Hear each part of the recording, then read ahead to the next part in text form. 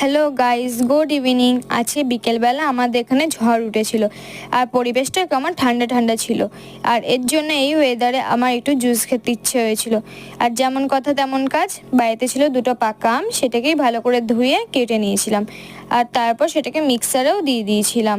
আর এর মধ্যে দিয়েছিলাম অল্প দুধ। আর আমি না এখানে কাঁচা দুধ ইউজ করেছি, তোমরা চাইলে দুধটাকে গরম করে দিতেও পারো।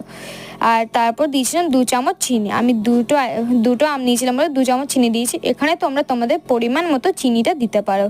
আর তারপর এর মধ্যে দিয়েছিলাম, তারপরে আমি ঢাকনাটাকে ভালো করে আটকে নিয়েছিলাম যাতে মিক্স করার সময় যাতে জুসটা ওপর থেকে বেরিয়ে না আসে, এর জন্য। আর ভালো করে ঢাকনাটাকে আটকানোর পর আমি ভালো করে মিক্সারে দিয়ে মিক্স করে নিয়েছিলাম।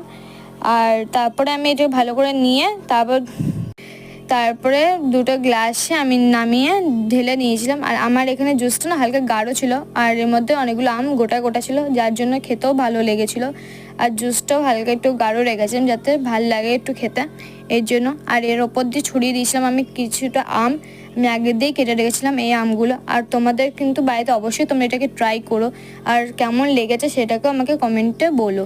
আমার তো এই জুসটা দারুণ লেগেছে।